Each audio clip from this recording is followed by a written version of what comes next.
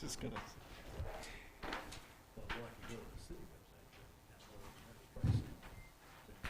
Yeah, same things.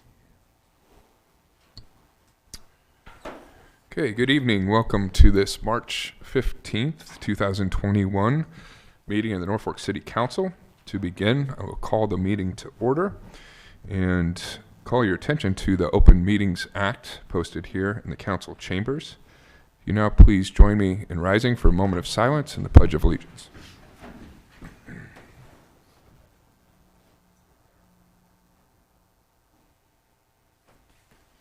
Pledge allegiance to the flag of the United States of America and to the republic for which it stands, one nation, under God, indivisible, with liberty and justice for all. Roll call, please. Granquist. Here. Arns. Here. Merrill. Here. Wiebelhaus. Here. Murin. Yes. Jackson. Yes. Clausen. Here. Hildebrand. Yes.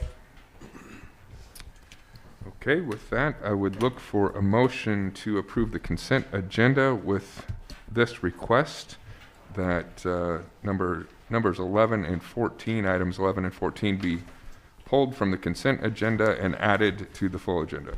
I'll make the motion, Your Honor, with those changes. Second. Motion second. If no discussion, please vote.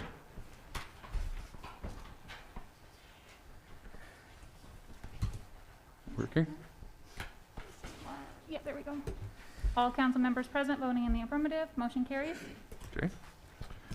With that, I would look for a motion to approve the full agenda. Second. Motion second. If no discussion, please vote. All council members present voting in the affirmative. Motion carries. Okay, that takes us to the public hearings and related action portion of the agenda.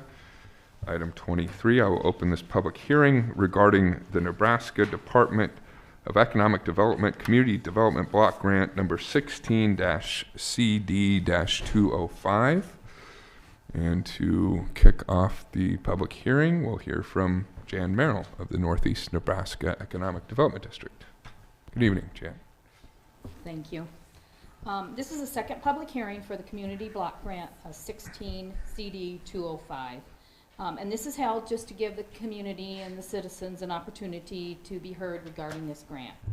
The City of Norfolk was awarded $460,000 of Comprehensive Development Phase 2 funds, of which $452,433 were used to complete the infrastructure improvement on Brosh Avenue over between 1st and 5th Street. $5,657 was used for general admin.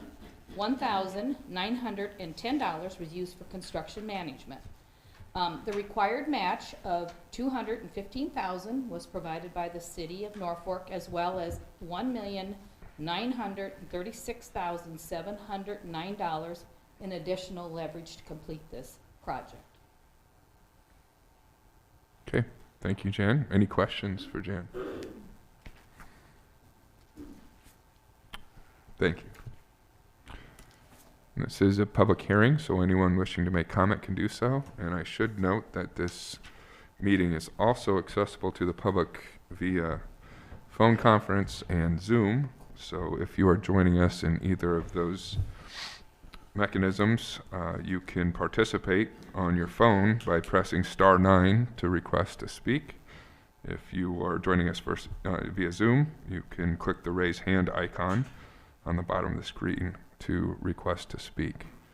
Do not see anyone in the queue either on the phone or on Zoom.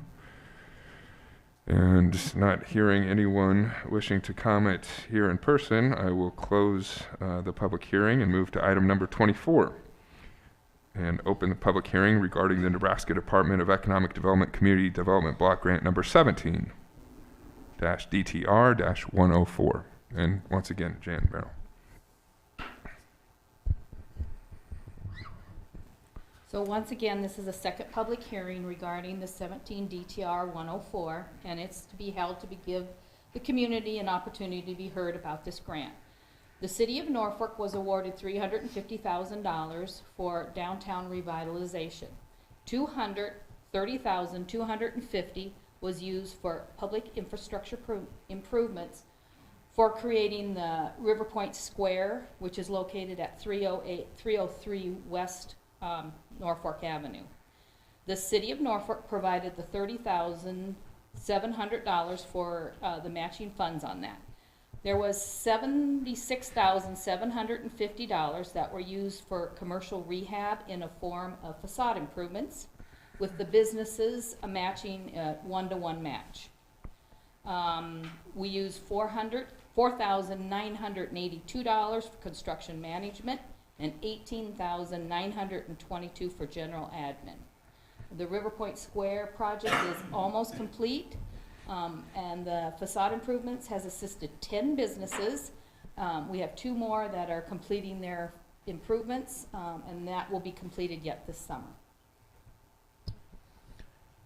Jan, what completion date are you looking at? For the River Point Square? Yeah. I will defer to someone else on that. Steve Ramus, our Public Works Director. We are looking at mid-May to be completely done. We were looking more towards the end of April. There were some delays and a couple structural elements to go in there, and so those will be in place here in April, and in the first couple weeks of May, the city will be doing some final landscape work. Okay, great. Thank you. And Jan, just for the good of the public record, because a lot of this work utilizing CDBG funds, community development block grants, goes unheralded in a lot of ways, but the program has been very valuable to the city of Norfolk in initiating public improvement projects like the one you've talked about, Brosh Avenue reconstruction, River Point Square facade improvements downtown.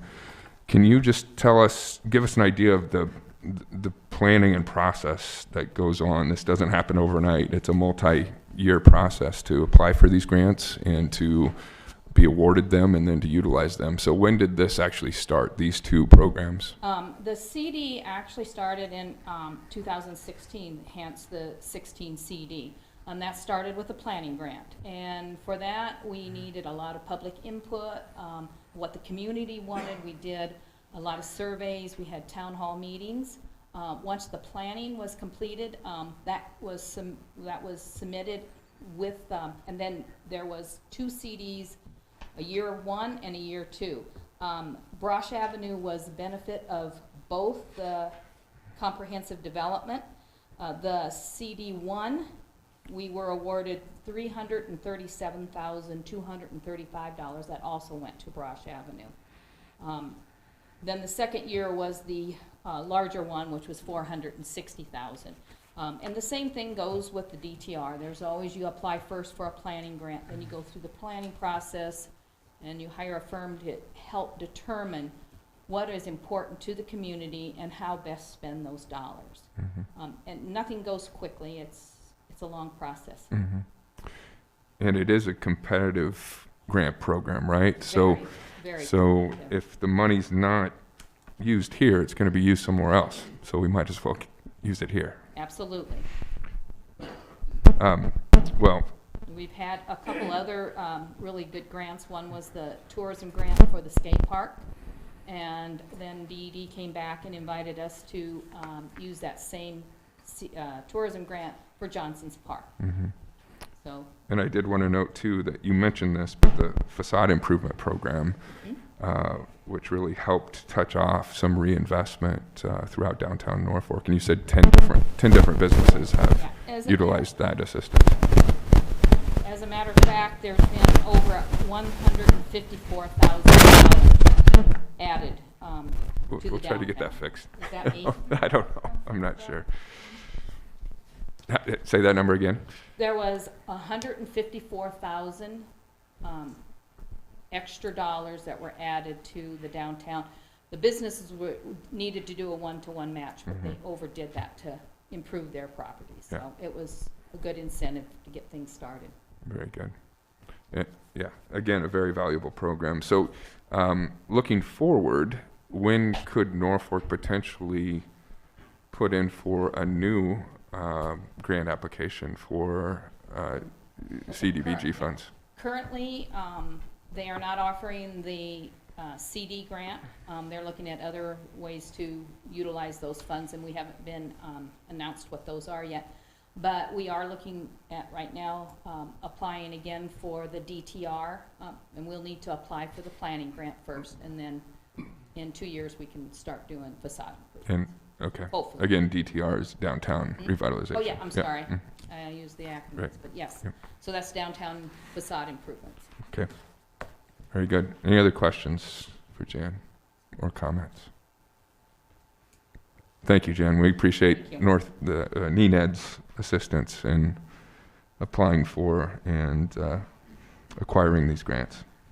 This is a public hearing, so anyone wishing to make comment can do so. Hearing no one within council chambers and seeing no one on the phone or via Zoom, we'll close the hearing and move to our regular agenda, which will begin with item number 11. I would look for a motion to consider authorization to advertise for requests for proposals from qualified firms for the design, coordination, and bidding services for the Highway 275 and Highway 81 streetscape/landscape project. I'll make the motion. Motion second, and for some background on this, Steve Ramus, please, our Public Works Director. Mayor and Council, this dates back to about 2009 when the Master Landscape Plan was formally adopted by City Council. Subsequent to that, there had been some effort within the community to do some of the landscape improvements that were in that plan, specifically on Norfolk Avenue and a little bit there on Highway 81.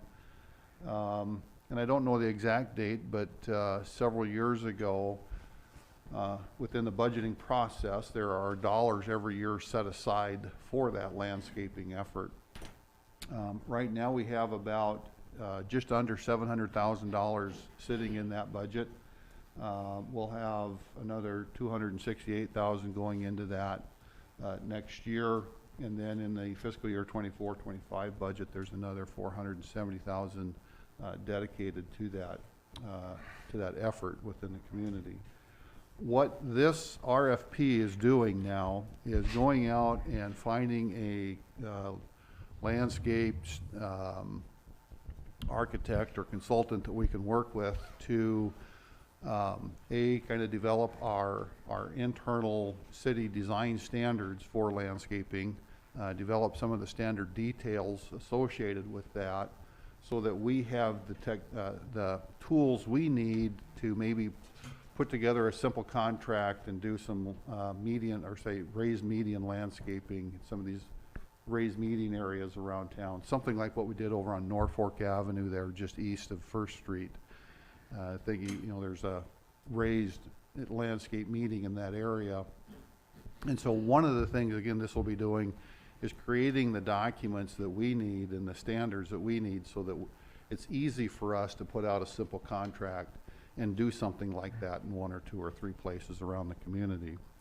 The other thing then, and we'll do that in conjunction with looking at our Highway 275 corridor all the way from 25th out to Chestnut, and on Highway 81 from the top of the viaduct on the south side of town east up to, or north up to about Benjamin Avenue. There's a map included in here. We split each of those corridors into 2 parts. Part A and Part B, basically. For the 275 Omaha Avenue corridor, the split is basically Highway 81. We'll look at from Highway 81 east. That's very different than kind of the Highway 81 west portion of that corridor. So we'll look at those 2 corridors and work with them to develop concepts on how we want to see those streetscapes, the sidewalk development. You know, we have a lot of conversation about, we're seeing redevelopment going on in there and trying to get wider sidewalks through that area, maybe address some storm sewer issues down in those areas. So we'll work with them to get concept, There's community engagement in the process. We'll go back and look at that master landscape plan. We'll look at some of the work we've done with the Kansas State University group through our brownfield contacts. We'll bring some of that visioning to the table that they used. Again, engage the community in kind of a process that invites additional community interaction and thought into what we want these corridors to look like. And then we'll decide, we'll look at the budget, see what's there for the budget, and decide what portions we want to move forward into some kind of a set of bid documents. Some of that could be work that we're doing as a city. Some of it could be work that we're putting together some simple contracts and awarding out. And some of it could be larger contracts that we're having this consultant prepare the bid documents for. The Highway 81 corridor is split somewhere between Norfolk Avenue and Paswalk in terms of a southern portion and a northern portion. Again, there's a transition zone in there, but somewhere south of Norfolk, north of Paswalk, there's a transition that takes place. So we'll kind of define that, and again, look at those two corridors or those two components of the corridors and decide what we want that to look like for us as a corridor, and then make some decisions about, with the budget we have, what do we want to move forward with and get done. The other thing that's happening here is we know that the DOT over the next 3 to 5 years is going to be doing some work at least in the Highway 81 corridor in terms of mill and overlay or surface restoration of some sort. So there'll be some work going on in there. It'd be nice to take advantage of that and combine that with some other work in terms of the master landscape plan, streetscaping, and get all that done kind of at about the same time. I think there's also an opportunity here, in addition to the landscape dollars, maybe we add a little bit of chaff dollars in there to help some of that work behind the curb and the boulevard areas, and start to get some uniform look to that corridor behind those areas. I think the landscape dollars are kind of dedicated to the landscape component, but I think we could cost share that with some chaff and really make some nice improvements in those two corridors of the community. So I see this as a late 21 through 22 design process, community engagement process, figuring out what we want to move forward, getting contracts in place, potentially late 22, 23, working with the DOT to see what their plans are, and kind of moving something forward from there. So, Steve, you'd mentioned some possible chaff dollars in there. Would that, as we're doing all of that work, would we be able then to take a look at the Highway 81 and Paswalk intersection in terms of east-west movement, signalized turns there, left dedicated left turn signals and what have you? I think so. A lot of that would be heavy DOT work, but I think engaging with the DOT on that and looking at that. I know in the past there's been some concern that it's possibly not wide enough, but I don't know if you've looked at it or whatever, but I get several calls from folks that have great concern there, and a couple of 3 times a day trying to make a left turn, either eastbound or westbound. So. I'll certainly make a note of that, and just ahead of this, maybe engaging there in a conversation about a traffic study, just to see where we are with traffic counts in some of those movements, major intersections. Get us some data to work with. Okay. Thank you. Steve, for background, again, the funding for the landscape, streetscape projects, I believe were an outgrowth of a landscape master plan that was approved by the council back in 2009, more than 10 years ago, 12 years ago. So that money had been placed in our capital improvement program since that time, and we've just not utilized it to this point, correct? That's correct. For the dollars that we're putting in there on an annual basis to engage the design consultants appropriately and create a project, you just didn't have enough money in there to really do something with. So we've been accumulating that, anticipating a bigger look at both corridors. Okay. So Steve, when you say the city would look for landscaping standards, would those be, are those typically, for a city of our size, are those is that kind of an off-the-shelf purchase, or is that a customized, rather intensive look at how we would want to do things? No, there's, you know, we can probably get 70% of the way off the shelf. It's just taking the standards off the shelf, editing them to fit Norfolk and what we desire to happen behind the curb, what type of landscaping we want to see inside the, you know, in the beds themselves. Sometimes they're a little over densified, and so we've seen that we've had to cut back on density of plantings and so forth based on some other standards. So we would start, we're not creating the wheel from the beginning. We're kind of taking something that's already there and in use by other communities and just making that fit Norfolk. Thank you. Steve, I do have one question. So would these updates be to the 2009 master plan, or would this proposal potentially create a new master plan? I don't see it as creating a new master plan. This is really about implementing the master plan that we have. And so it's using that document as the basis of the conversation, re-engaging the community that worked to put that together and saying, okay, we want to focus now from point A to point B. Here was the master plan. How do we need to tweak that? What are maybe some other components we want to get in there? How do we want to uniform what's going on behind that curb line, where you see rock terraces, dirt terraces, grass terraces, concrete terraces. And so I think some of it might be about just establishing some uniformity to that standard, and maybe there's some suggestion there on how we improve city code to prevent that in the future from happening in PC, kind of PC like it does now. Steve, on two questions, I guess, for now. He asked one of them, my third one.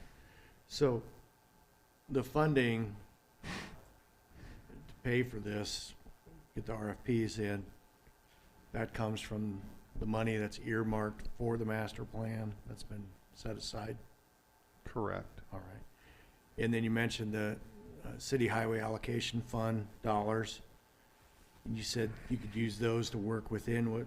What kind of work are you talking? Would that Well, be to so the master landscape, the master infrastructure? Is that behind the terrace, so behind the curb, between the curb and the property line, where we've got sidewalk, we have a variety of terrace components going on back there. I think the conversation is, do we want to plug the landscape dollars into doing everything in terms of concrete removal, or do we want to plug some chaff dollars in there to help that out? Some of it is just improving the corridor, the aesthetics of the corridor. The DOT isn't going to do anything major for probably 20 to 25 years in there. So when you drive that corridor and see what's going on in there from the back of the curb to the property line, is that what you want to see for the next 20, 25 years? Or do we want to see some improvement back in that terrace area? I guess my concern would be with the highway allocation funds is if we have landscaping dollars that are earmarked and to remove the concrete or do whatever to add that landscaping, if we're not fixing storm sewers or drainage, should we not use the landscaping funds or those highway allocation funds for street repairs? And I don't know that I have an answer for that today. Right. I think once we get down the road and get through these first two tasks and see what a consultant might be, saying that we do in those corridors, then we can look at the landscape budget, and if we think there's some stuff within there that they want to do, and we're trying to get mass transit moving here and some fixed loops in town, we're going to need some stops along these routes. Those, there'll be dollars, other federal dollars that manage that. But as we're looking at these corridors and just thinking about multimodal aspect, I'd say, when was the last time most people decided when they left the house, I'm going to walk down to one of these fast food venues on South 81 and have lunch or ride my bike? I would say most people, if that thought came to your mind, you're going to say, it's probably not the safest environment for me to be walking or riding my bike. I'm going to drive my car. And so as we think about some of that multimodal component, and if we want to make changes or add something into those corridors, is that going to be appropriate for landscape dollars, or do we have a conversation about some CHAF dollars? And some of that, Steve, would likely be project specific, like Highway 81 and the conversations with NDOT on eligibility of CHAF dollars for some of that multimodal infrastructure improvement, correct? Yep. Yeah. You know, and those terraces are in theory the responsibility of the adjacent landowner to kind of maintain. We allow them to change out, whether it's grass, rock. They're supposed to come to you and ask permission if they're going to go from rock to concrete. You know, so maybe there's a conversation in there about cost share, where we put up some dollars through CHAF to cost share with them, some improvement in that terrace area. I think those are some things we can explore. But the item on the agenda tonight is just to go out for proposals. This is just Doesn't for mean we're gonna proposals. hire anybody or do anything like that. This is just for proposals to select a consultant to do the concepting and design. Just to see which one would be the best. Yes. All right. Any other questions or discussion? Okay. Hearing none and seeing no one seeking to comment online, would ask for your vote, please. All council members present voting in the affirmative, motion carries. Moves us to item number 14. Would look for a motion to consider approval of the plans, specifications, and engineer's estimate on file in the city offices for the pavement markings 2021-1 project and authorization for the city clerk to advertise for bids. So moved, Your Honor. Second. Motion and second. And again, Steve, could you give us some background on this item, please? Yes, Mayor and Council, this is really a pedestrian safety enhancement project for the community,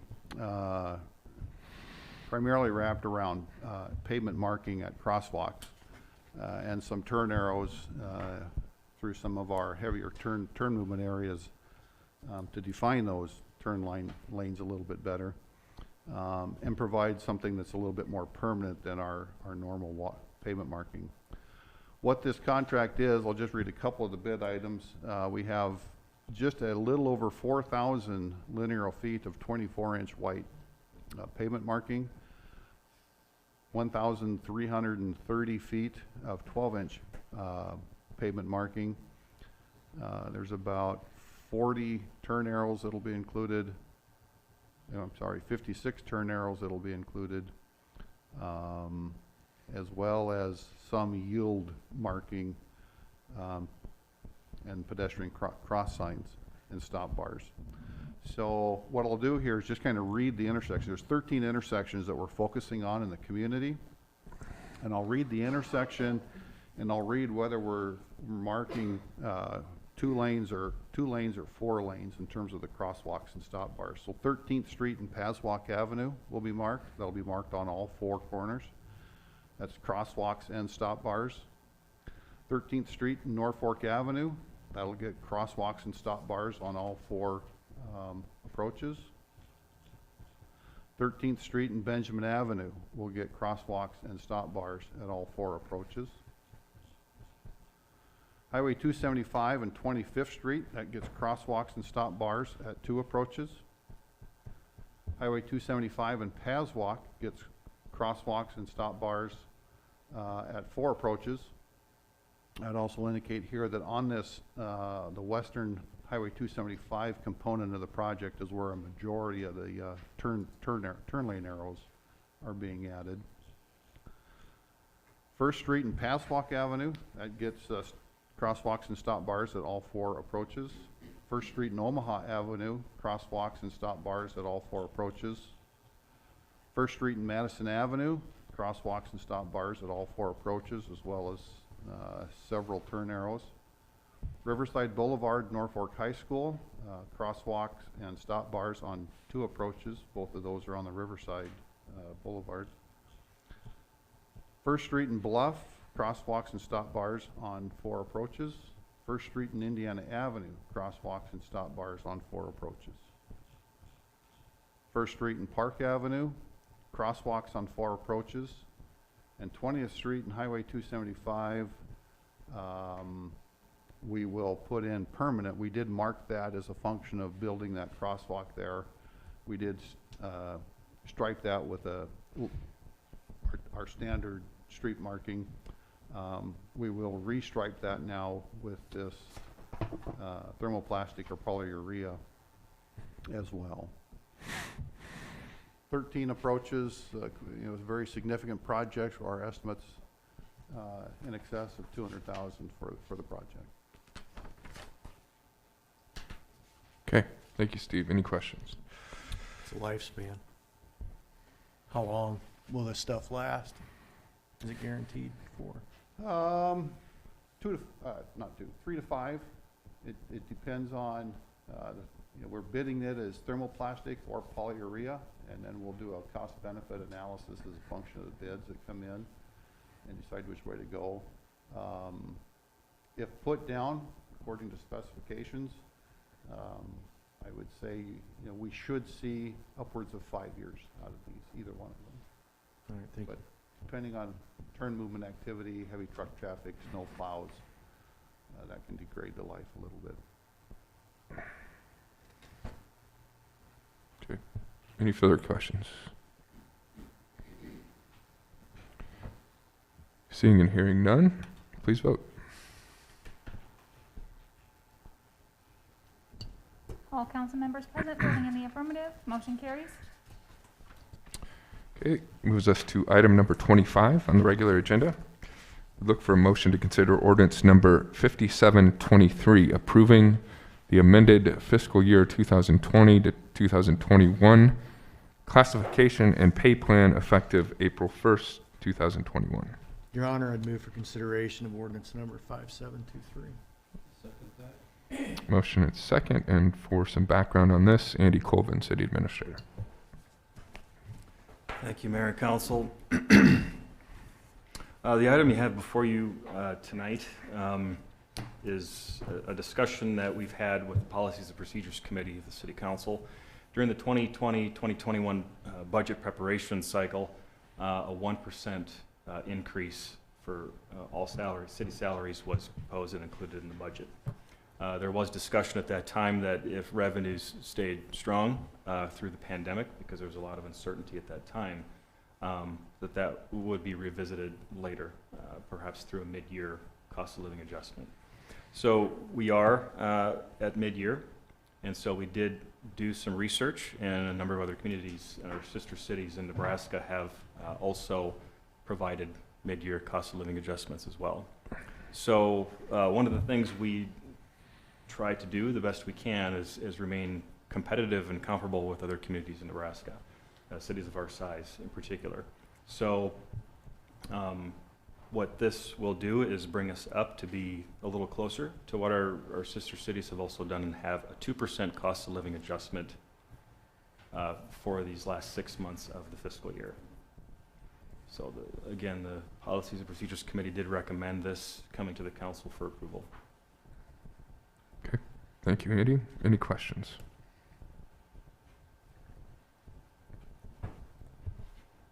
Okay. Hearing none, and seeing no one seeking to comment online, I'd ask for a short title, please. An ordinance of the City of Norfolk, Nebraska, classifying the employees of the city, fixing the wages of compensation of such employees, providing a pay range, repealing ordinance number 5684, providing for publication in pamphlet form, and when this ordinance shall take effect. Okay, please vote. All council members present voting in the affirmative, ordinance number 5723 carries on first reading. Your Honor, I'd move we suspend the rules, approve on second and third, since we're looking at a date of April 1st. Motion and second to suspend the rules and approve on second and third readings. If no discussion, please vote. All council members present voting in the affirmative. Ordinance number 5723 carries on second and third. Item 26 would look for a motion to consider approval of an agreement between the City of Norfolk and Madison County to provide law enforcement services. I'll make the motion. Second. Motion second, and for some background on this, Chief Don Miller, the Norfolk Police Division. Hello, Mayor and Council.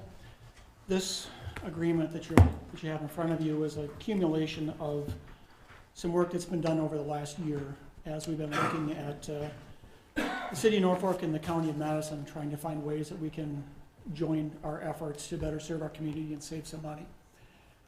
The agreement that you're looking at actually has three different significant portions to it. The first one is currently, of course, law enforcement covers the City of Norfolk. The fire district is much larger than Norfolk. So we have a current agreement with Madison where, let's say there's an accident outside of the city limits and there isn't any deputies available for whatever reason. It gives us the authority to go out there and provide traffic control and safety for the fire and rescue guys outside of our city limits. That agreement was already in place. This agreement will replace that as the first piece of this. The second piece is, by state statute, law enforcement can assist other law enforcement officers outside of your jurisdiction in emergency situations. Well, we incorporated that into the interlocal agreement. It's a lot cleaner, and it better clarifies when we can go out and assist a Madison deputy. Let's say they're on a traffic stop outside of town and they need some assistance, and we're close. We can go out there and assist with that. The third and main portion of this is that since the mid-90s, the City of Norfolk and the County of Madison have both had tactical teams. And we both have our own set of resources, and it's a redundancy of effort and expense. So we've started looking at joining our tactical teams back in January of last year. We brought up the subcommittee, and we've been working over the last year to bring all this together. The two teams have been training together for several months, working on making sure we all have the same practices and techniques. And this interlocal agreement forms one tactical team called the Nomad Tactical Response Unit. Has less staff, less of the City of Norfolk staff and the Madison staff. It'll be comprised of sworn law enforcement officers from both agencies, combining our resources and having one team so we can all save some money and better serve. Now, the interlocal agreement is necessary because we would have Norfolk officers responding out in the county as part of that team.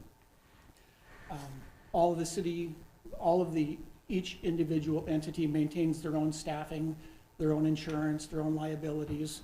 It's just that when we respond together and have joint efforts in doing that and have full arrest powers when we're in those situations. The Sheriff Todd Volk is here as well. We've been working together on this for quite a while.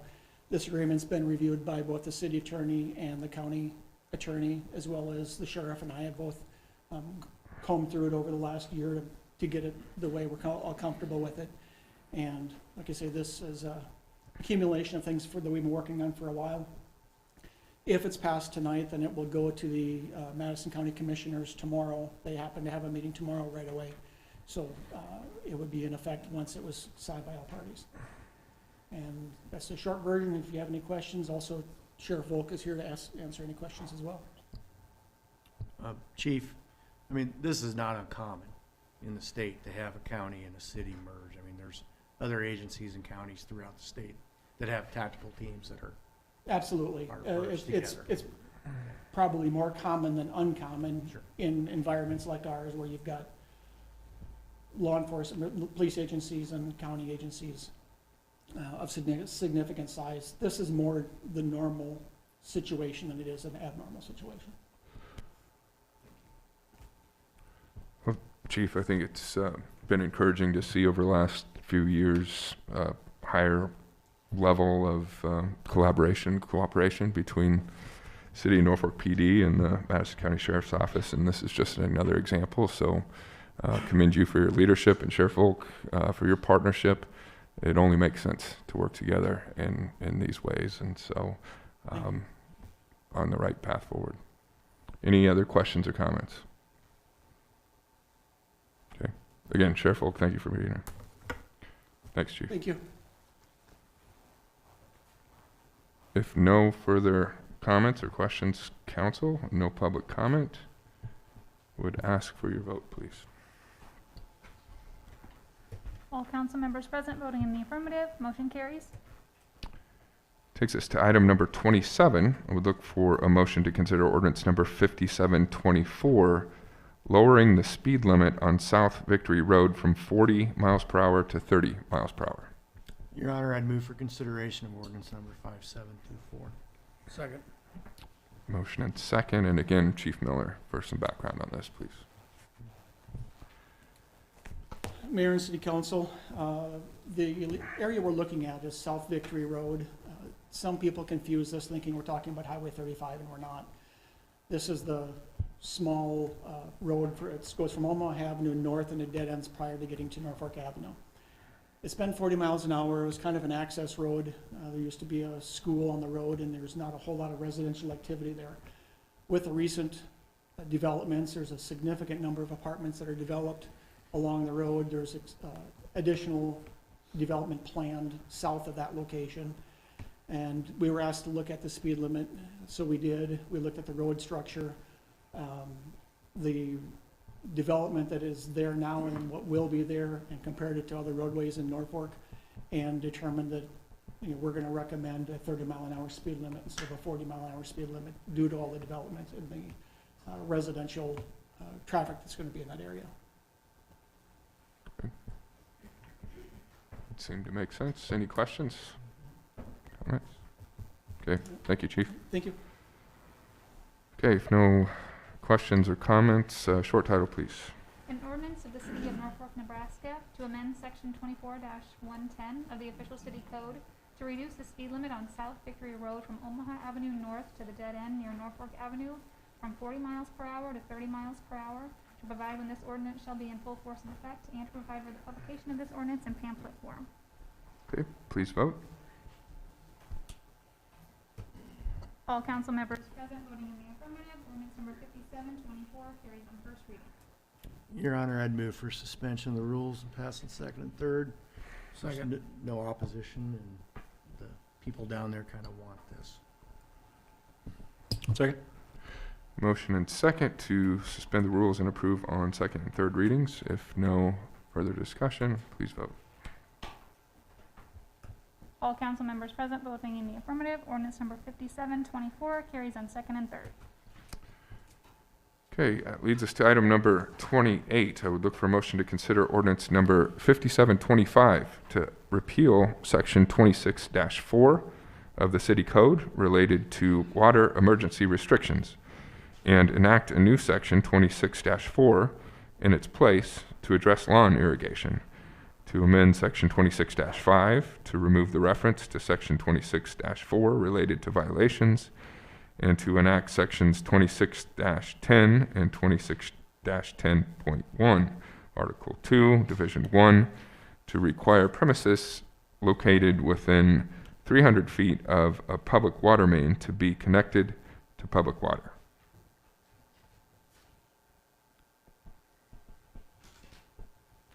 Would look for a motion. I'd offer for consideration ordinance number 5725. Motion and second, and to give us some background on this, Dennis Watts, our city water director.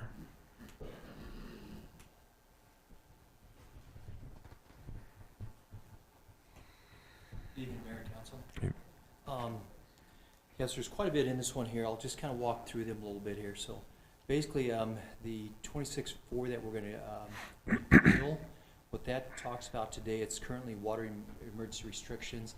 And it has to do with if there's a restriction that's needed, it's announced by the city administrator or his authorized representative.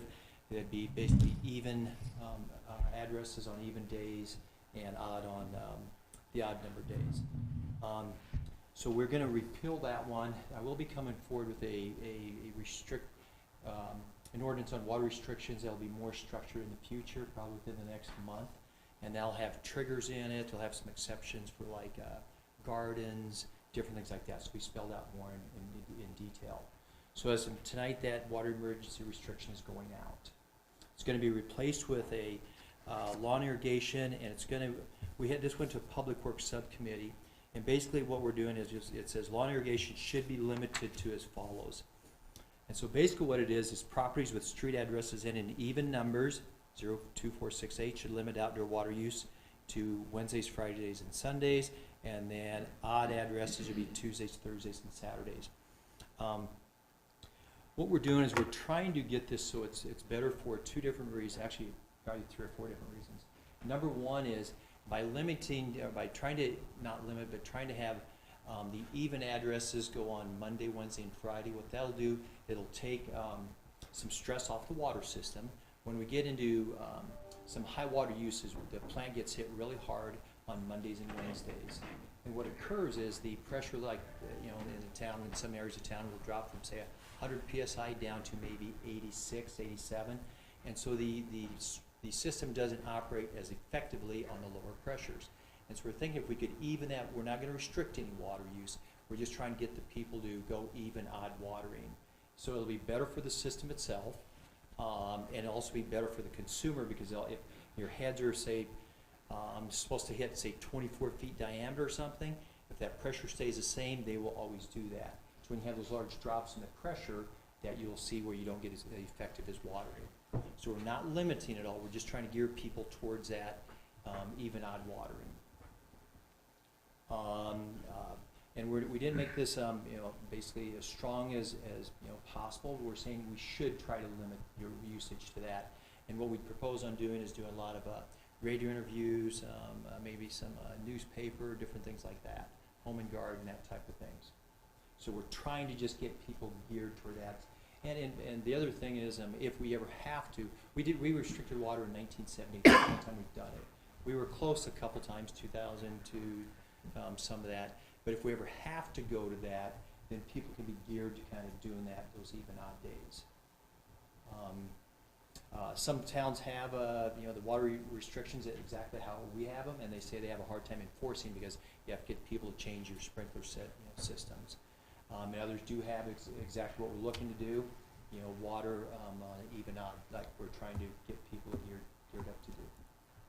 So that's kind of a quick breakdown on that. Any questions on that first part?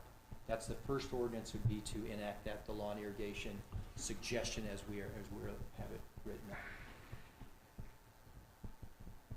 Any questions on that one? Doesn't look like it. Okay. All right. Well, I think then what I'll do is I'll move forward, and also that came out of that.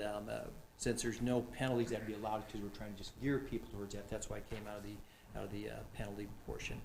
The next one I want to talk about, it's the connection to the water system. What we're doing in here is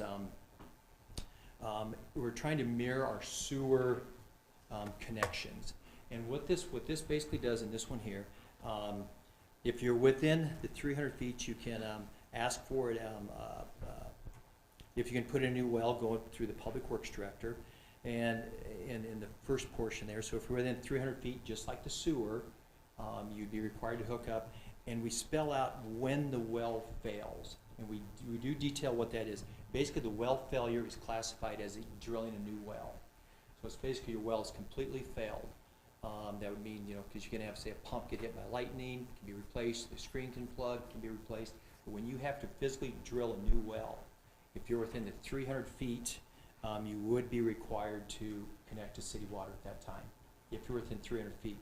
We mirrored the sewer, as I said, and the sewer says also is if, the same as the sewer, if the structure, the habitable structure is outside or within 450, the closest, then you could go ahead and request a waiver.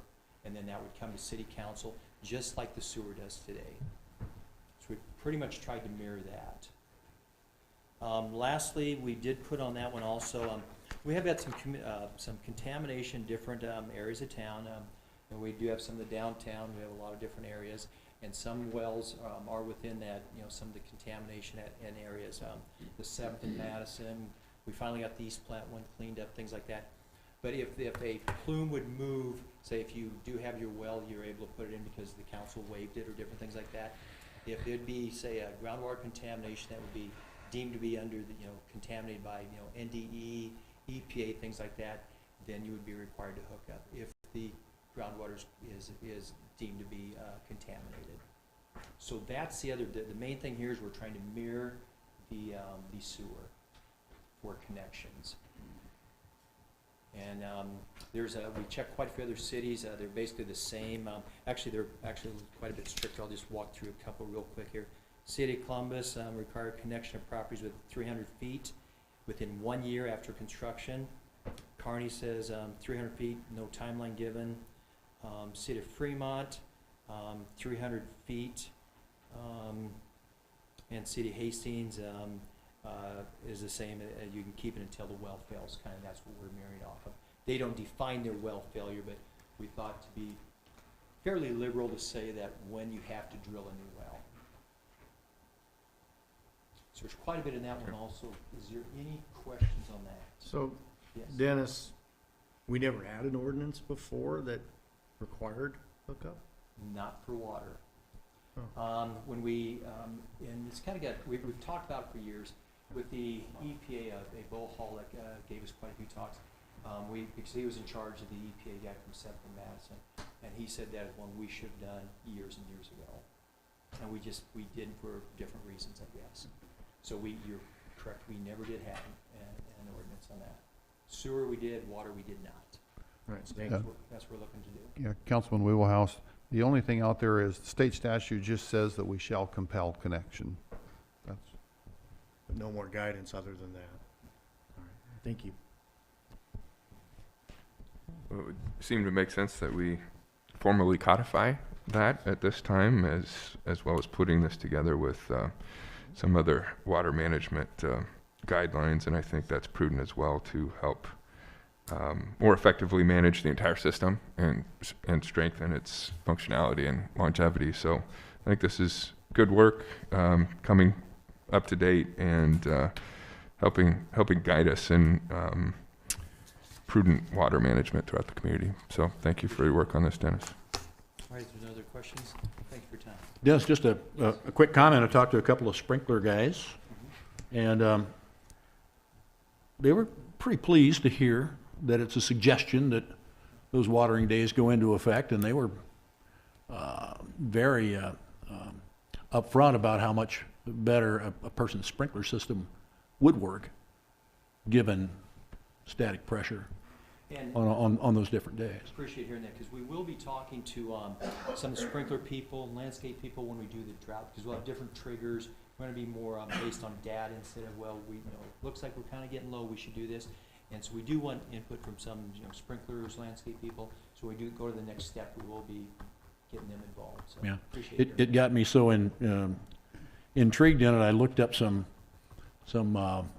water sensing equipment for my sprinkler system, so the only thing I can say is looking into it. I'm gonna have a little bit better sprinkler system at my house. That's what it's all about. To me, that's a win-win situation. Wi-Fi enabled too, I might add. For us, for both, so it's kind of a good deal both ways.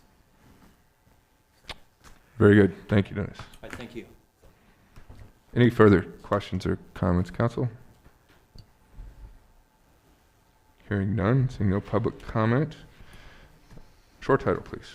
An ordinance of the City of Norfolk, Nebraska to repeal Section 26-4 of the official city code related to water emergency restrictions and enact a new Section 26-4 in its place to address lawn irrigation, to amend Section 26-5 of the code to remove the reference to Section 26-4 related to violations, to enact Sections 26-10 and 26-10.1 of the code under Chapter 26, Article 2, Division 1, to require premises located within 300 feet of a public water distribution main to be connected to public water, to provide when this ordinance shall be full force and effect, and to provide for the publication of this ordinance in pamphlet form.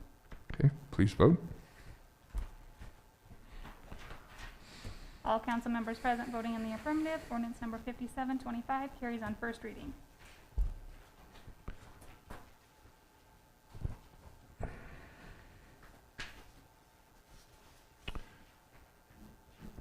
we have a motion to approve on second and third? I'll make that motion. Second. Motion and second to suspend the rules and approve on second and third readings. If no just further discussion, please vote. All council members present voting in the affirmative. Ordinance number 5725 carries on second and third. Okay, that concludes our regular agenda and brings us to administrative reports and item 29, our public safety annual report. And to deliver that, our Public Safety Director, Shane Widener. Welcome, Shane. Thank you, Mayor and Council. 2020, this is the 2020 annual reports from the Public Safety Department. It was quite a year, as you know. 2019, we went to historic floods, to 2020 to worldwide pandemic. So knock on wood, they both occurred about this time of year.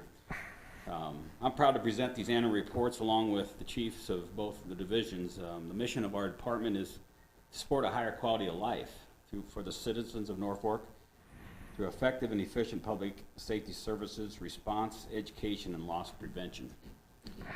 We accomplish this goal by providing a full array of public safety services with a group of dedicated professionals.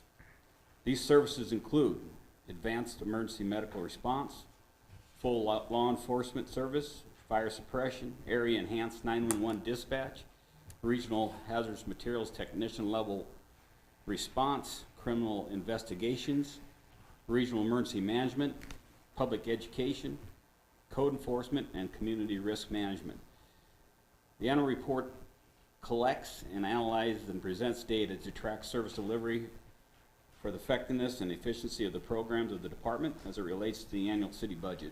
In both reports, you will see actual calls for service, educational program delivery, and training scenarios our staff has either participated in or delivered to the community. I'm honored to serve as the department's director. I can assure you the men and women of the Norfolk Public Safety Department are highly trained and stand ready to respond to this community's needs in time of emergency. Chief Miller will come up and get into some of the details of the statistics and call volume of the Norfolk Police Division, followed by Chief Cordes for the Fire Department, and we'll sure answer any questions that the Mayor and Council or the community has. Thank you. Thank you, Shane. Okay, Mayor and Council, as Shane said, last year was quite the interesting year for all of us.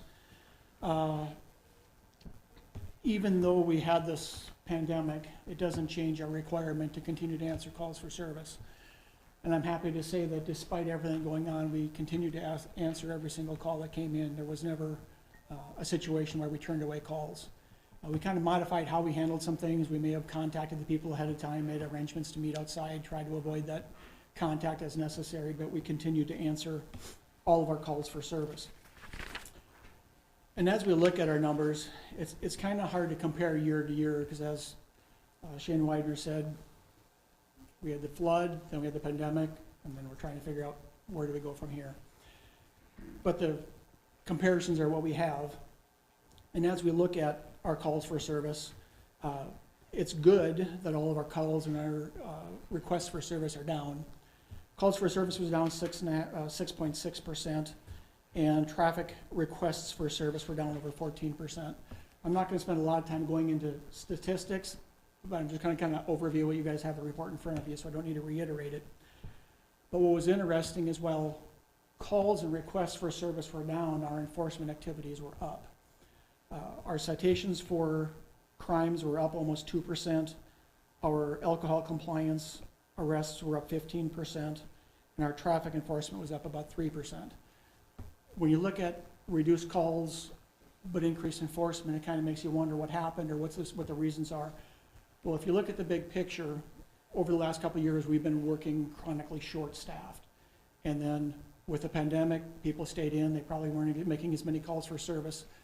Over the last couple of years, we've been able to get some of our staff replaced, get them fully trained. So realistically, I have more officers out working, so there's more enforcement activities, is what I believe is happening. Not that we're changing the way we're enforcing, but when you're short-staffed, you don't have the chance to be proactive on traffic enforcement. Now, Norfolk Police has 3 entities, as Shane touched on, that, you know, some places have just one. Well, in Norfolk, we have 3 things that we need to deal with. We have our normal patrol functions, we have our dispatch center, and we have a jail. And we're one of the only, I think we're the only Class 1 city left in the state with a jail due to our regional location to the county jail. But what I'd like to touch on for everybody is just a quick overview is despite everything going on, the things that we're still able to do. We have all of our patrol functions. Recently, we added a second school resource officer, and I want to give them kudos because they've been doing a phenomenal job working with students and teachers despite all of this, the pandemic and the learning challenges. And they do a great job working with students to keep them out of the criminal justice system. And, you know, some people, some communities worry about school resource officers being a pipeline to prison, is kind of what people have said sometimes. Well, we're proud of ours that they do a great job keeping people out of the criminal justice system and getting them resources along the way. We have a detective unit that works very well. We're involved with multiple areas, like we're involved with a regional drug task force. We're involved with a human trafficking task force.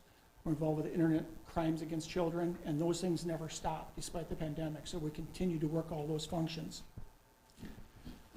As we're working on joining our tactical response unit, as we just mentioned.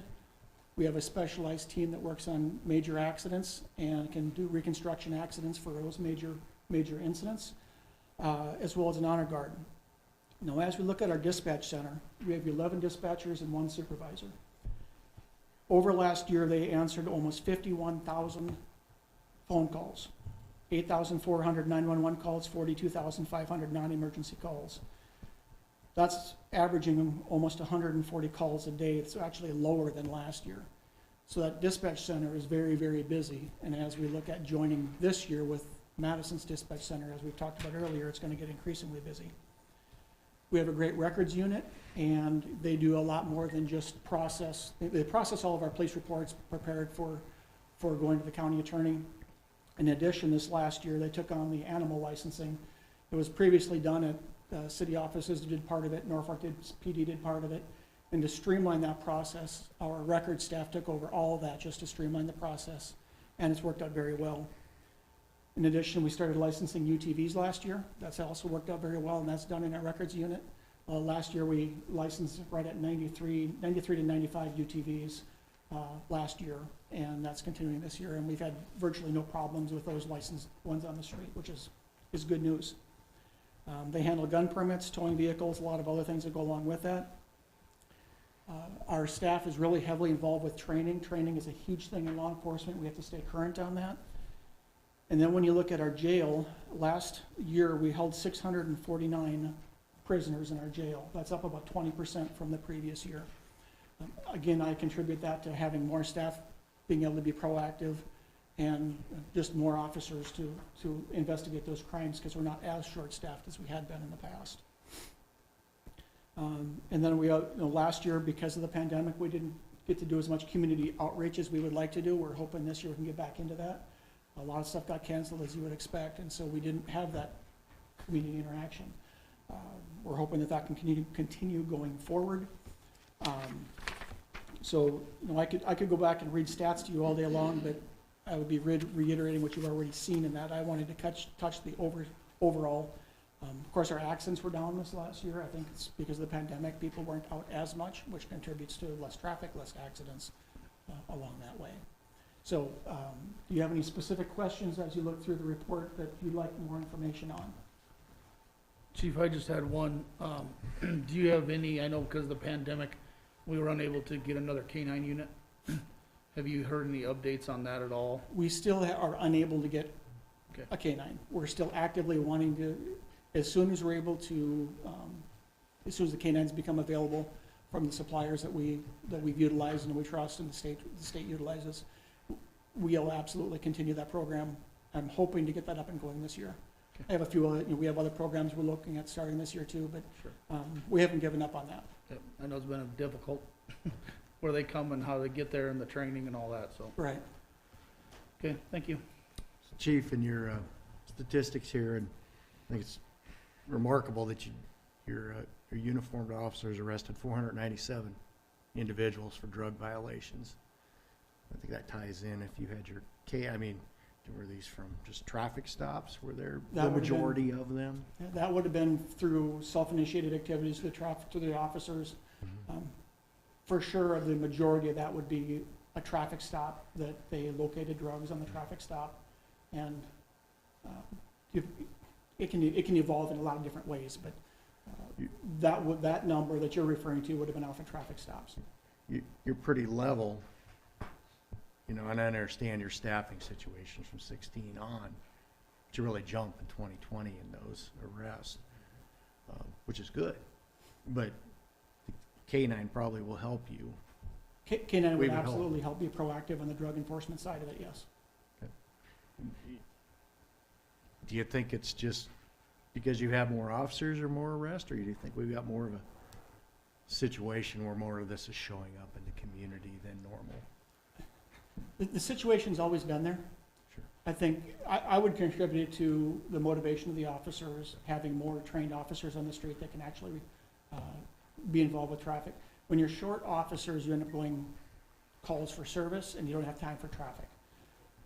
As you get the staffing where it needs to be, then you handle the calls, and then in your free time, you work traffic. Well, when you work traffic, that's when you run across some of these drug violations. So it's a constant, it's a teeter-totter, you know, and we see the same thing with accident enforcement and accidents that are on the community. You know, the more we enforce red light violations and stop signs, the lower our traffic accidents go. The last couple of years, it's kind of hard to put much stock in the statistics because of all the variables that are out of the norm. As we go forward, we're hoping we don't have those pandemics and floods and things that skew our numbers, but I believe that our officers are positively motivated more now than they've been for a while. And that doesn't mean just going out making arrests. That just means going out and working in the community and making citizen contacts. Sometimes it's, you know, helping a kid fix a bicycle. Sometimes it's making an arrest. But our staff, I think, is more motivated in a positive way that results in all those things increasing. I'd agree with that. You and your team have done a remarkable job. Thank you. Thank you. Chief, I just did the quick math. That's 51 calls a day, every day of the year. And that's a lot of work. So, thank you very much. You're welcome. Thank you. Any other questions? Thank you, Chief. Thank you.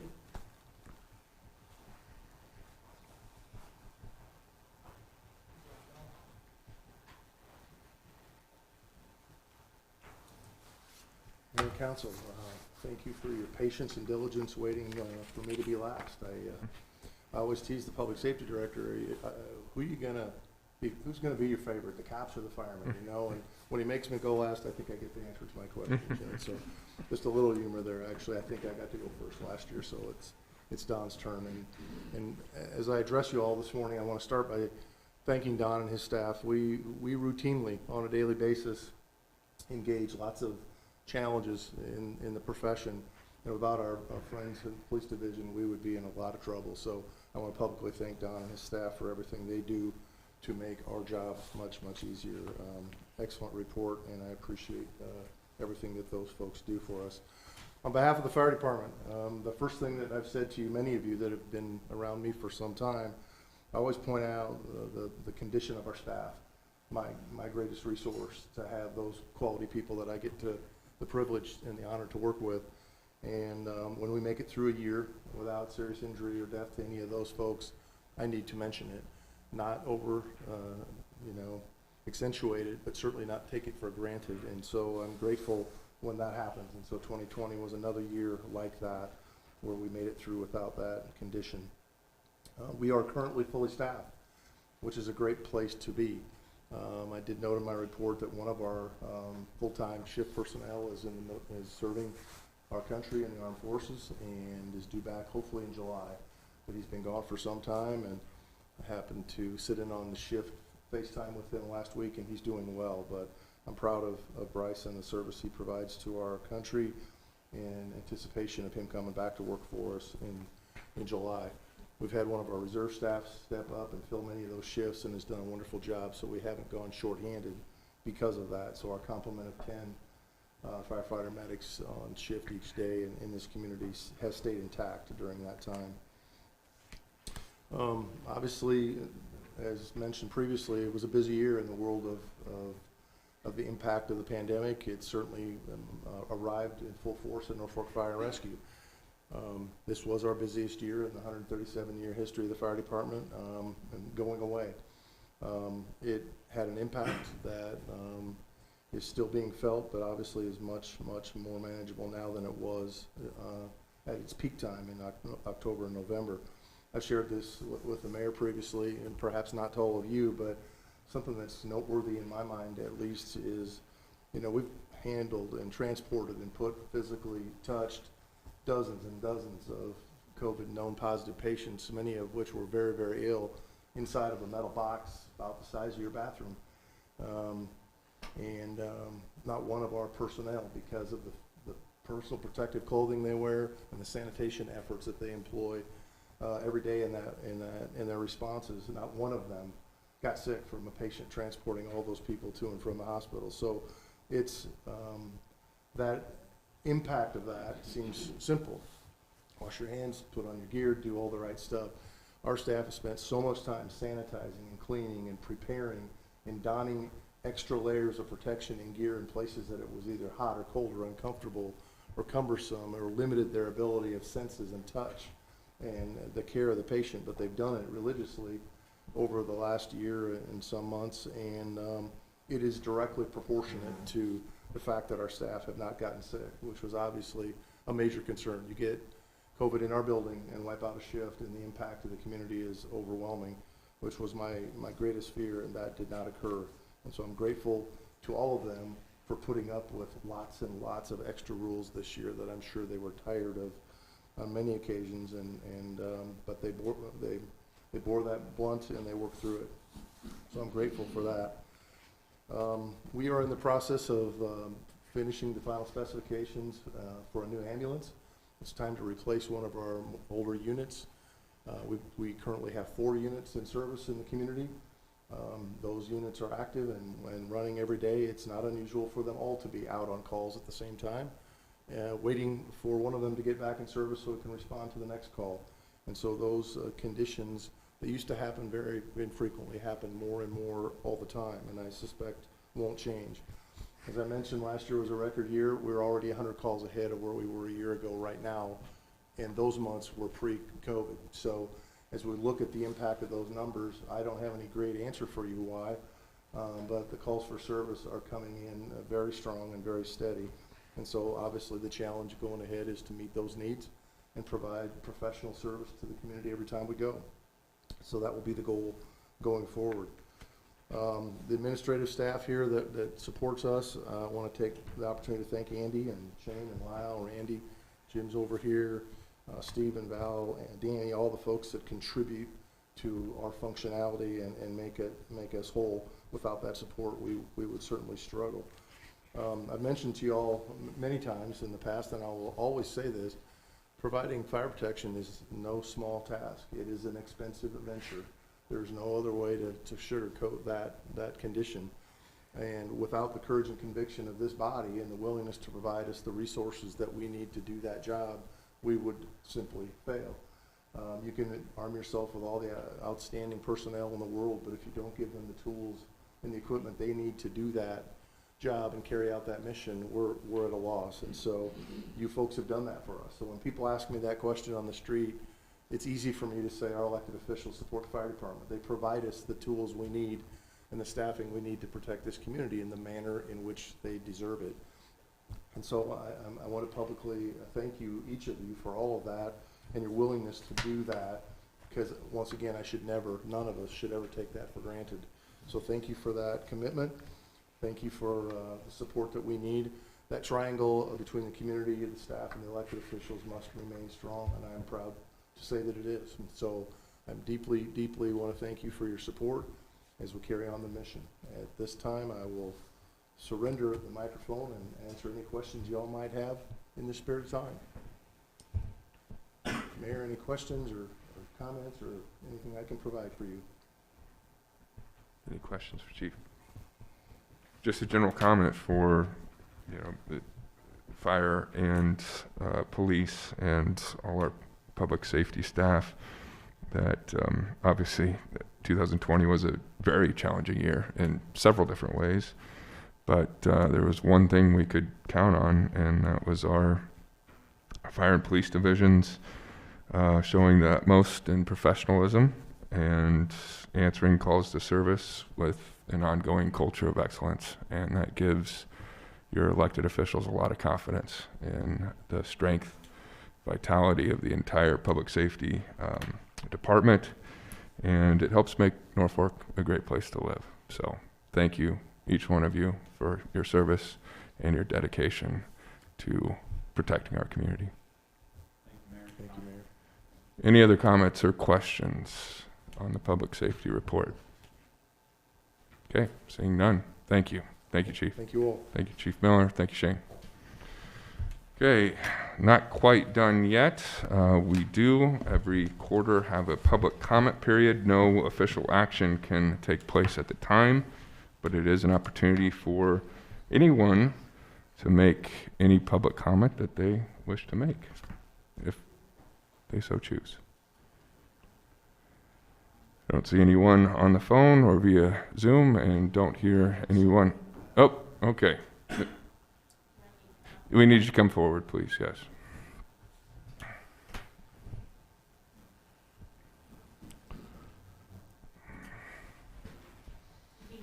Evening. If you could state your name, and there should be a form there for you to sign. My name is Lori Haggy. Thank you. And I have sent an email to you and to the 3rd Ward members pertaining to Michigan Avenue. It's been somewhere between 8 and 10 years that you started phase 1 of the Michigan Avenue repair, and I have seen nothing since then. Just curious about a timeline. What provoked this timeline for me is I had to repair my vehicle, struts and shocks, and it cost me $3,200. Michigan Avenue is a street that I travel multiple times in a week. My folks' house is there. It is hideous, and I see nothing happen in an extended period of time. Just want to know the time frame on it. Or did we just drop the ball and go look for something shiny? That's my concern. Okay. Thank you, Lori. We talk about Michigan a little bit. I did see your email, and I was, before being elected mayor, a council person from the 3rd Ward as well. I remember several discussions as I was campaigning in that ward about the state of Michigan Avenue, so I can't argue with you about the current condition. I might need help for timeline on some of the work that has been done on Michigan, and then some of the work that is planned, because there was from 7th to 10th reconstruction done in the 2014-15 timeframe. I don't know, I need some help on that. Yeah. So maybe we can have staff, Steve Ramus, our Public Works Director, talk a little bit about our 1 and 6 year street plans and where the rest of reconstruction of Michigan Avenue lies within. That time frame totally confuses me because it's been so long. So when you tell me it's on a 1 and 6, well, it's been longer that's why than that. that's why I'd like our Public Works Director to be able to talk about what the plan is. Mayor and Council, I'm not aware what the history is in terms of phase 1. I know there's some existing reconstruction that's been done in there, kind of like 1 or 2 block segments. I think more on the west end of that towards 13th. Currently, so first I'm going to say currently, and then I'll give you an update on where we are with that. So currently, Michigan Avenue and 8th Street are outside of our 1 and 6 year plan. They're actually in our 10-year CIP plan. They're sitting out at about 28, 29, 30 construction. As we were going through the budget process last fall, the city council reversed reversed some funding decisions that were made and funded an additional $175,000 a year into our CHAF budget for street repair, street improvements. So right now we're looking at about a year ago, roughly, we went into a contract to do the drainage study for Michigan Avenue and 8th. So we can get our arms around the drainage and exactly what to do with it, because the drainage is the reason that it's in the condition it's in. We have a meeting later this month on that drainage study to look at some proposed improvements. From there, then we'll be coming forward probably in May with a contract amendment to do the design work then on Michigan Avenue and 8th Street.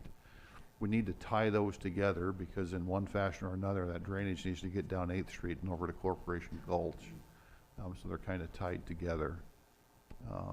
With that, I would expect the design's going to take about a year to complete, and then we can look at moving that forward to construction, and we would use that $175,000 then to bond that construction. It's about $2 million in construction is what or in total project costs in there for the drainage and paving and so forth associated with that. There'll probably be a little bit of right-of-way needed right up there at Michigan Avenue and 13th Street. We need to get some sidewalk in on the south side there of Michigan along that auto repair store. But so that's, I guess, kind of a big picture of where we are with that. I would say we're probably 2.5 years out for construction. So what about the area off of 13th Street? If there's some significant delamination in there, and I know there is. I mean, I'm down there quite frequently. There's some stuff in there that we need to repair or overlay. We've got a big overlay project coming in. Maybe we can cap it with some asphalt and get down the road 2-3 years. All I know about the initial plan, and my parents are both gone now, there were several council meetings that they attended. I know that some of the neighbors were compensated for loss of land during that time. I can also tell you that the crews that you had working on the street were exceptional to my folks, because at that time my mother used a wheelchair. They made a little drive down the alley and over to my folks' driveway so that my father could still get her in and out of the house. Otherwise, they would have been stuck. So I want to commend for that. Currently today, if you look at the sidewalk in front of their home and all of the neighbors, their sidewalk is chipped, broken, and damaged. The formula for the concrete that was used to replace that is not good. I currently take care of the sidewalks and the yard for my folks' house. It's very hard to scoop. It's very hard to run the snow blower. So they took out really good concrete and put in really crappy concrete. That's going to have to be replaced at some time. Is that on me as the homeowner? No, as long as you have existing sidewalk there, when we come through and replace that, that's just part of our project cost. Well, that's what's already been done. In front of their home was stage 1 of the project. It's completed. Right, but I'm hearing that there's some concrete issue there. If you get out of your vehicle and walk, it's all pitted and broken. Yeah. Some worse than others. Well, we'll have to look at the whole corridor. I mean, I'm not aware of some of those issues with some of that initial work that was done 10 years ago. So, that we do have issues with what we call ASR, alkali silica reactivity in our concrete. It moves around based on the gravel pit or the source of the aggregate that's being used, and so it sounds like there was some kind of an issue back there when they did that. I would assume there was something not right in that ordinance. So I wanted to bring that to your attention, you know, Michigan Avenue, it's a huge thing. Most of the time I travel off of 13th Street now, and it's hideous. And it makes me wonder, do you people not drive on this? You know what I mean? Because it's bad. There's no way you can go 25 miles an hour. No way. Passwalk of 13th has got big holes in it, and I don't understand how that happens. I know it's water, I know it's the weather, I know all of that, but, you know, this community is smart enough to be able to fix that permanently, in my opinion. And again, do you not drive on this? That's how I think when I hit those holes. I drive Michigan every day. My other question that I wanted to ask was, I had heard that we are proposing roundabouts on Benjamin Avenue. Now, I don't know, I've never been to a meeting, I don't know anything about this. My concern would be, how do we get our pedestrians across the street for traffic that doesn't stop? On Benjamin, there are no proposed roundabouts as part of that reconstruction project. Right. Good, Mhm. because I think of that when I'm dropping my kids off, I'm like, Yeah. how are they gonna get across the street? It's bad now. Mhm. Well, I want to thank you too for bringing forward your concern about Michigan. Again, it is one that's been talked about for a long time because the need has been there for a long time, and we do drive these streets. We recognize the deteriorated condition, especially in certain areas, and I think that's why this council has, as Steve alluded to, tried to be creative about accelerating some funding, finding funding that maybe wasn't necessarily within the existing 1 or 6 year plan, but knowing the need and the long history of Michigan, prioritizing that project to get done, to see work start within the next couple of years. And as Steve mentioned as well, that drainage study was a key first step to figuring out exactly how do we propose a long-term solution so we don't put in a product that it doesn't hold up like we've seen. And find the right solution to drainage is the first step there. So we will move that forward. We found the money to do that. We'll try to accelerate that process and go to bid for construction as quickly as we can. As far as drainage issues, I lived there 48 years. I can tell you there's drainage issues on Michigan Avenue. Yeah. If it rains, it's flooded. Yep. Yeah. That's all there is to it. And as kids, we'd be out there in the flood. Yeah. We had a similar situation with Brosh Avenue. Drainage was a big problem there, and there was a lot of utility work that had to be done to get that right. And so, unfortunately, this takes some time, but again, public input's very important to the process. So thank you for coming forward, Lori. I appreciate you listening. Thank you. I'd also point out that she did mention some issues there with pedestrian crossings up at Benjamin Avenue and probably First Street there around the middle school. And we are going to be implementing some new technology there in terms of traffic signals to help monitor that. It'll actually sense the pedestrian and hold those pedestrian crosswalks until the crosswalk's clear. And then we're also going to be painting those as well, just to provide more notice to the public, to the vehicles that is a pedestrian activity across those intersections because they're pretty big. Okay, thank you, Steve. Any further public comment at this time? Yes, sir.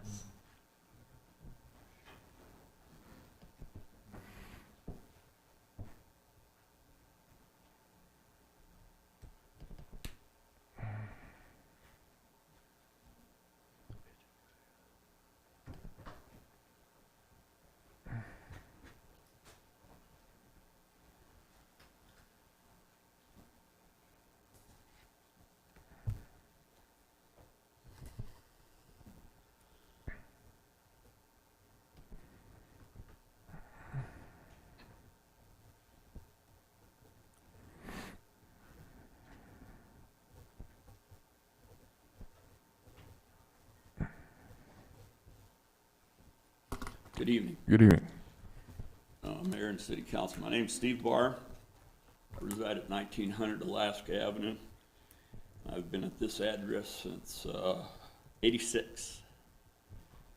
And I'm going to present with you what I'm going to describe as a conundrum or a catch-22. And I'm not exactly sure who first said that a picture was worth 1,000 words, but I have some pictures, if you allow me to present them to the City Council and the Mayor for you to look at and observe. You can see what I'm talking about. You just pass them around the room, I'd appreciate it. I live in Ward 2 with Mr. Clausen and Mr. Aarons as my city councilman. And it's not only my problem, but some of my neighbors' problem as well for numerous years in the past and this year especially. What I'm referring to is that the people along Alaska Avenue, their back property lines is the city limits. Consequently, right outside the city limits, we have cornfields. And the problems we're having is that post-harvest corn leaves are blowing into our yards. And you can see by the pictures creating a lot of problems and headaches. My first attempt to find out what might be done with this problem was to contact Mr. Suba, and he basically invoked extraterritorial jurisdiction of certain ordinances, meaning the 2-mile limit.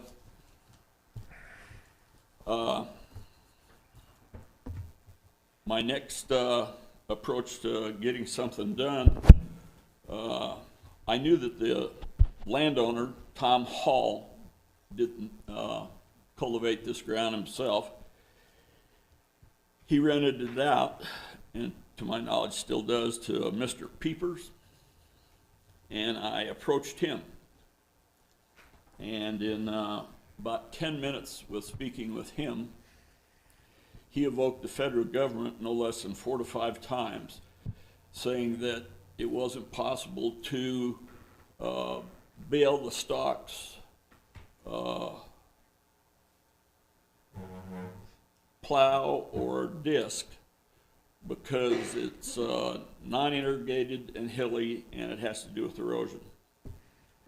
So I then contacted both of my city councilmen and explained to them my problem, or our problem, as I should say, because there are numerous people along this cornfield that are experiencing the exact same kind of difficulties with removing all this unwanted vegetation.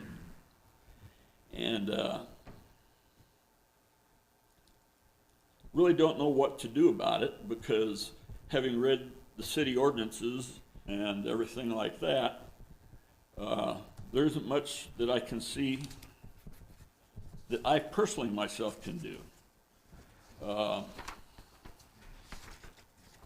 other than clean it up. And if you can see by those pictures, those are just on my property and my adjoining neighbor's property, but the vast majority of those pictures are from my property.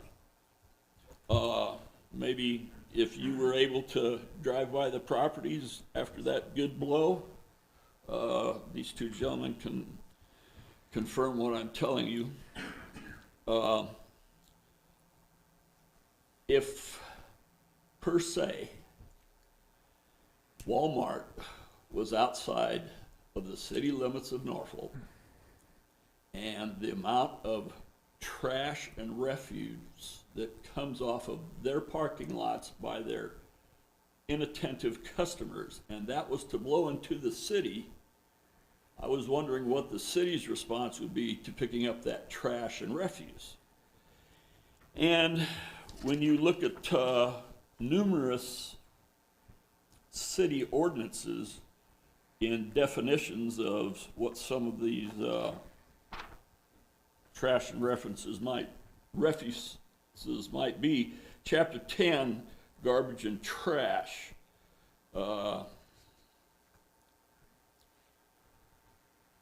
Section 10-1, the following words, terms, and phrases when used in this chapter shall have the meanings ascribed to them in this section, except where the context clearly indicates a different meaning. I have paraphrased some of these following sentences to not include a lot of timeless explanations. The next sentence, garbage shall mean all wastes resulting from the growing, handling, preparation, cooking, or consumption of animal, fruit, or vegetable matter. Vegetable I would consider would be a corn, regardless if it's a farm product or that corn that's going into Del Monte canned corn is still a vegetable. Refuse shall mean all solid wastes, including garbage, rubbish, ashes, street cleanings, dead animals, and industrial waste. When you take into consideration what didn't land in my neighbor's property went into the street. So that's considered garbage.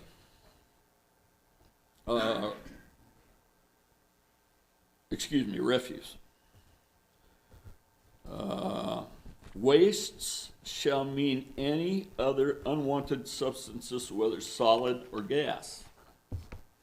I would say those would fall in the category of being a waste. Now, when you come down to section 10-3, removal of garbage, it shall be the duty of every owner or person in possession, charge, or in control of any premises to remove or cause to be removed from any said premises accumulated garbage, refuse, rubbish, or waste material, which falls on us, the landowners. Skipping forward to Chapter 17, nuisances.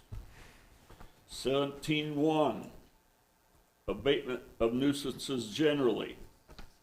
The next sentence, anything which is injurious to the health or morals or indecent, and this is the part that I think pertains to us, or offensive to the sense or an obstruction to the free use of property as to interfere with a comfortable enjoyment of life and property is described or is declared, property is declared a nuisance and as such shall be abated.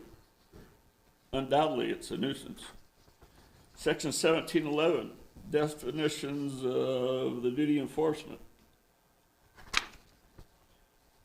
As used in this article, the term weeds and noxious growth shall mean any other rank growth or worthless vegetation that exceeds 12 inches in height shall include but not be limited to, and then it goes on to explain numerous other weed growths, but I would have to say, in my opinion, having read this, that what you have observed falls into that category. As used in this article, the term litter shall include but not be limited to line 1, trash, rubbish, refuse, garbage, paper rags, and ashes. Item number 3, grass, leaves, and worthless vegetation. So, having read through the ordinances, I would say that the pictures you have observed follow a lot of these definitions of what different words and meanings are. But to be truthful and honest, when it comes down to extraterritorial jurisdiction of certain ordinances, section 1-11, extraterritorial jurisdiction of certain ordinances.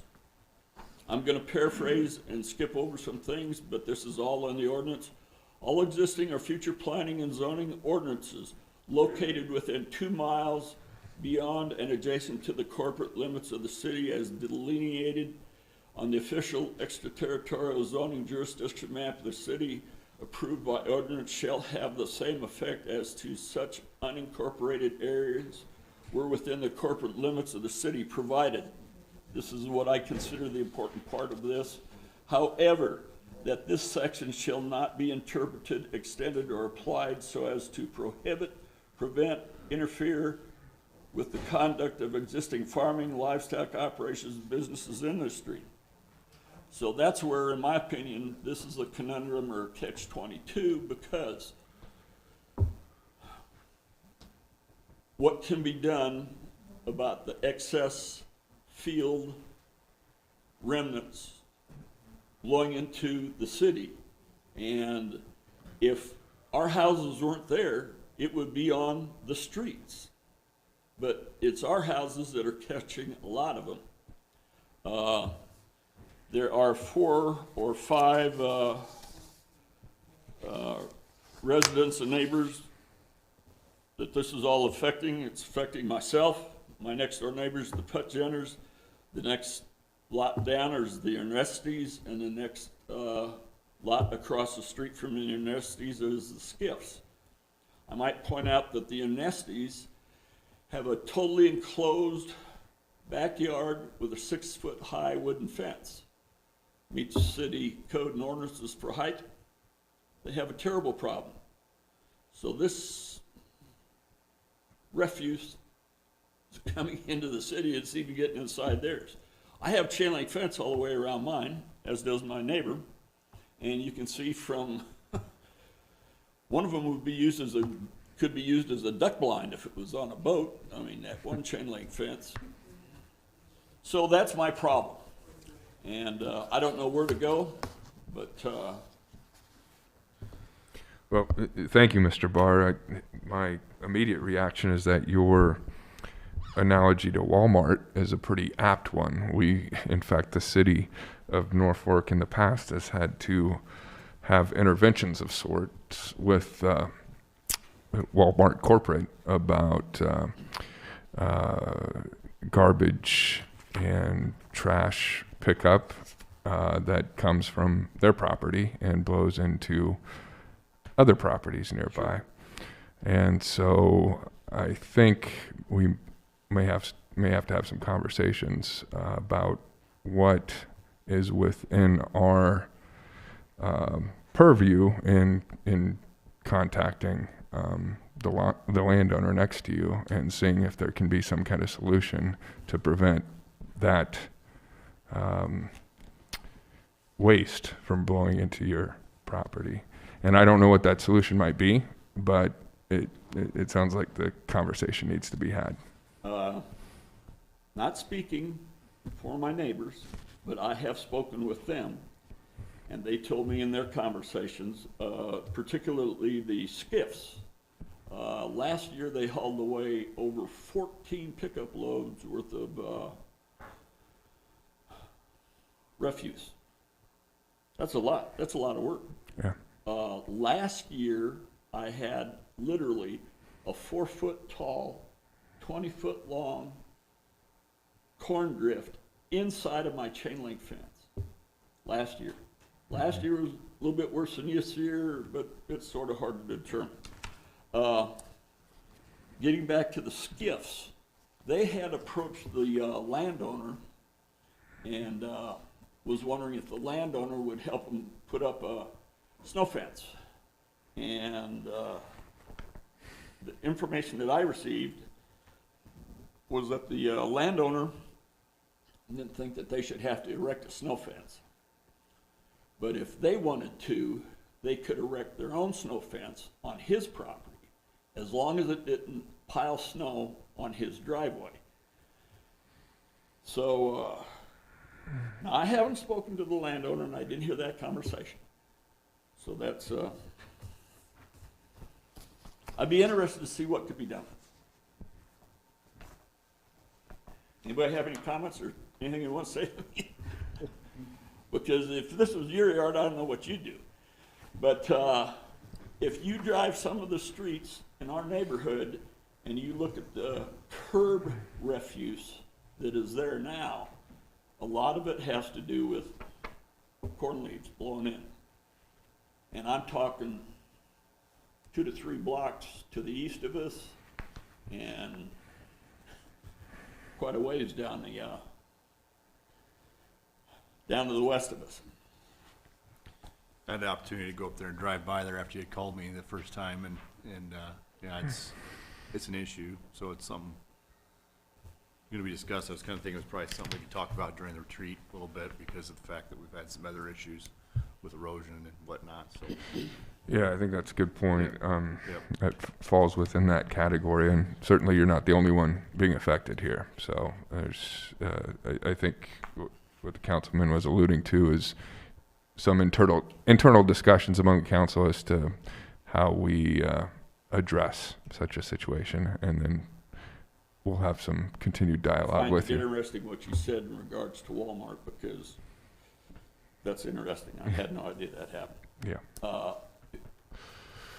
If I could bring up one more matter of interest,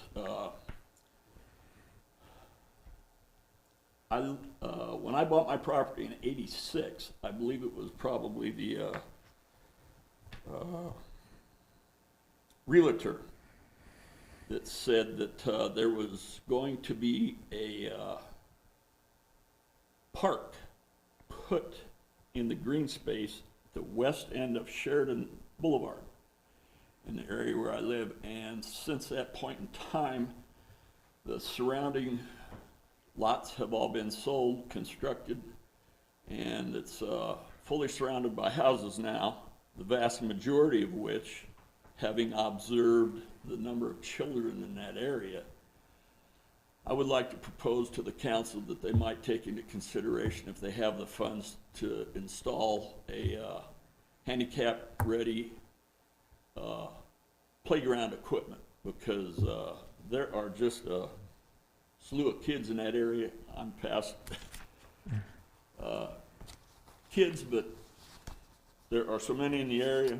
I've spoken with the Parks Department head, and he hasn't gotten back to me, but he said he would run it up the flagpole to his boss and see what they might come up with. Whether that has taken place or not, I'm not sure.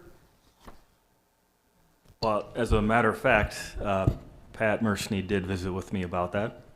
And that green space between Sheridan and Elmer's Lane, there's a huge drainage area that's there, city-owned, which are commonly used a lot of times to put parks. So if it floods, fills with water, it's not damaging anything other than, you know, being underwater for a while. One of the challenges we have is getting it to be accessible because it dips down. So that is something we're looking at, and it's a complication to try to make sure that it is accessible to meet ADA. So we are talking about that, and that will get in the plans. I can't tell you how long it'll take us to get that paid for, but it is something that we have visited about recently, just to address that. It just so happens that Mr. Ernesti, who lives 2 houses down, works for Porter Construction, and he's quite aware of the higher pad in the southeast corner adjacent to the sidewalk in that area. So. Okay. Thank you. Thank you, Mr. Barr. So, you'll discuss this and possibly get back with me? We'll be back in touch. Yes, sir. Yes, sir.